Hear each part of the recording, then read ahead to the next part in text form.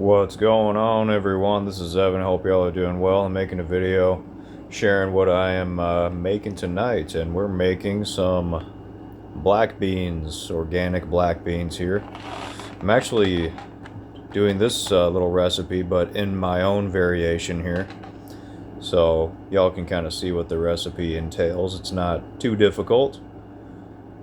You just used soaked black beans, and the way that I soak them is actually different too. But you can see on here, you can just soak them for 6 to 8 hours overnight or overnight. The longer the better, really, with beans, because beans in particular, you know, they are the musical fruit for a reason because of a lot of the insoluble fiber. They also contain phytic acid, which is an anti-nutrient. But there is a really good and potent way to make these much more digestible, much softer, and I'll share that with y'all. So this is the magic ingredient right here. So if you take 1 cup of these dry beans here and 1 tablespoon of apple cider vinegar and put them into a large bowl with some water covering the beans, and then after a minimum of 6 hours, rinse the beans, put the beans into a colander, rinse the water out, and then put the beans back into that bowl and use 1 more tablespoon of apple cider vinegar, and then cover them with water. And you'll notice that they'll start to thicken up, plump up a bit, because they're absorbing that water, and the apple cider vinegar is breaking down and reducing the phytic acid and the insoluble fiber in the beans. So you basically repeat that process 2 times. You can do a maximum of 24 hours, which would be the most optimal reduction, but I personally did 12 hours, which is perfectly fine. Much better than nothing, and much better than just straight up using just water.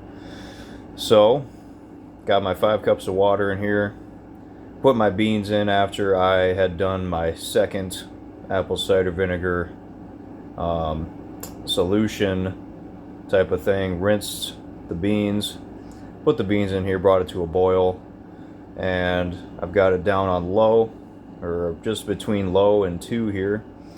And we're going to be boiling these for 1 hour. Then we're going to be adding in this beautiful vegetable salad here. We got 1 carrot, 1 onion, 1 stalk of celery, and about 1/4 of a red bell pepper.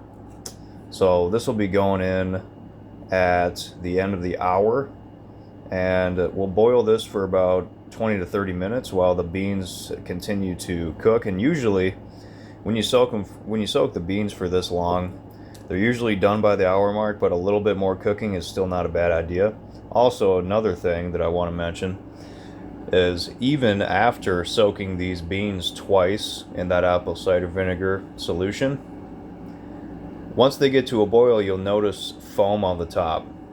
It's a really good idea to take a large spoon and scoop off as much of that top foam as possible, because that's a lot of that insoluble fiber and phytic acid still coming out of the beans. So you haven't removed all of it just by soaking them. You've just made it easier for the beans to release more of it once it actually comes up to a boil. So you'll notice that at the top, just scoop that foam off as much as you can. If there's a little bit left, that's fine. This just makes beans much more digestible. You can either do this, or you can just use canned beans, because canned beans are generally much more highly digestible for most people, even people who have a problem with beans in general. It also matters what you combine with beans. So if you're eating beans with like meat or cheese or another heavy protein, you are not going to digest them very well unless you take a bunch of digestive enzymes, which, hey, more power to you. If you got some digestive enzymes, you want to eat some beans and cheese and salsa. I love that stuff. So anytime I do that, I'll just take a few digestive enzymes with that meal. Not saying it's going to digest perfectly because it's not the greatest, but anyway. So, alongside this beautiful vegetable salad, I'll be adding some crushed red pepper flakes. This is a good sort of a digestive activator, and also, gotta love spice. I'm a big fan of spice. Then we got some cumin powder, another fantastic spice for kindling the digestive fire. Very tasty. This is like the base spice ingredient for a lot of Mexican foods. Any traditional taco seasoning contains cumin. That's where you get that real nice, southern-esque cuisine flavor. So, and I'm debating on whether or not I'm going to add a little bit of this too, because I fucking love cinnamon. It's been, excuse my French. I'm actually making some homemade steel cut oats right now with the rest of my raw almond pulp that I had from making almond milk. Because if it stays in the fridge a little too long, I'll just throw it in here with some steel cut oats. Put 4 to 5 cups of water in there and put it on low for about 8 hours. So this is like, and this got a half a teaspoon of the cinnamon in there, as well as 1 tablespoon of ghee, so clarified butter. And I gotta tell you what, I've been making these steel cut oats and I didn't have cinnamon for a while, but once you put cinnamon in there, it just fills the whole house up with this just aromatic, beautiful smell that is unbeatable. And this is the ghee that I'm using right now, the pasture-raised ghee. Look at how shiny it looks. I like that. Really good. This is a pretty good ghee too. I've tried some other companies. I got this just because I can get a little bit more, a little bit cheaper, and it's pretty good quality. So can't go wrong there. Then of course I'll probably be doing like a half a teaspoon of salt and some pepper. And I'm almost out on this. I got this pepper grinder. It had pepper flakes already in there, or peppercorns, excuse me, already in there. So I've been using those up. I'm almost done with them. But I got a big bag of smoked organic peppercorns that I'm really looking forward to putting in here, because I think those are way better. These have flavor, and this thing works really good now that I finally got a really good one of these. Because the other ones I've had, man, which one was I using? I was using this thing, this shitty plastic one, for like a long time. You can see like it doesn't even break down the peppercorns anymore, probably because like it shaved off all of the plastic.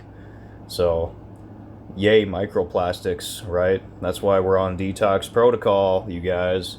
That's why it's so important to stay on it constantly, because we're under constant bombardment from so many different directions. And if anybody tells you that it's impossible to detoxify your body of microplastics, just fucking love them and ignore them and start doing coffee enemas.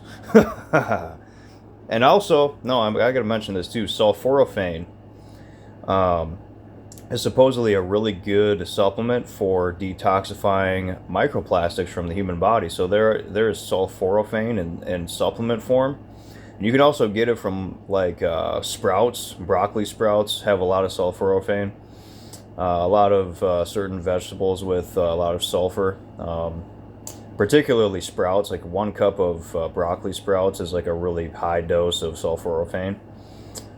But that's one that I'm actually wanting to look into, because it's supposed to be really good for detoxifying microplastics all throughout the human body.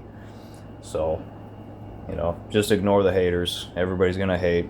Everybody thinks it's, oh no, we're all fucking doomed, we're all cooked. It's like, well, you know what? You are, if you fucking believe you are. So, and you're helping to make that more possible. While those of us of the light, knowing that truth is much more powerful, we don't even need as many people to make things happen, to make things change in that direction. Isn't that interesting? Because higher frequency transmutes lower frequency. God, I'm trying to think of that word. What the fuck is the word? There's a different kind of word. What the fuck? I remember it every time. I stopped recording the fucking video.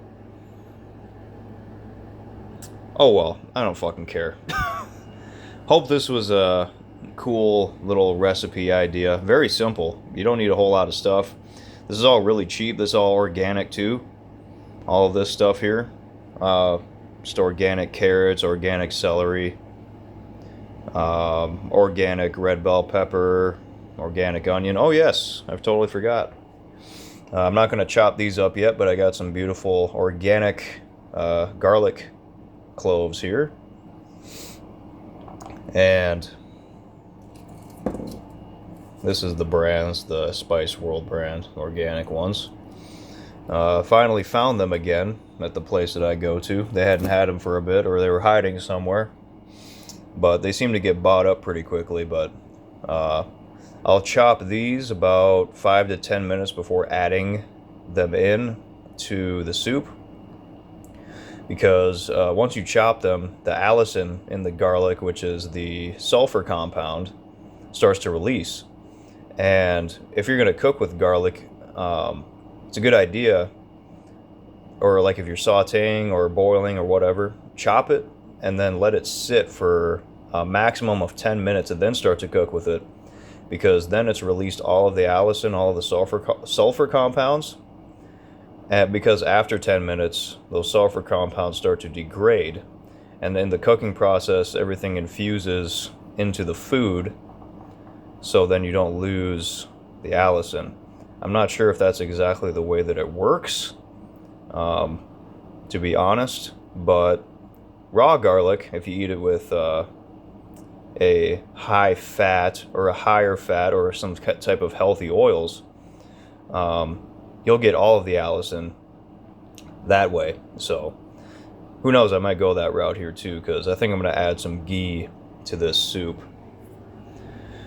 Once it's done, I'll probably just put like a tablespoon in there or something. We'll see kind of how it goes.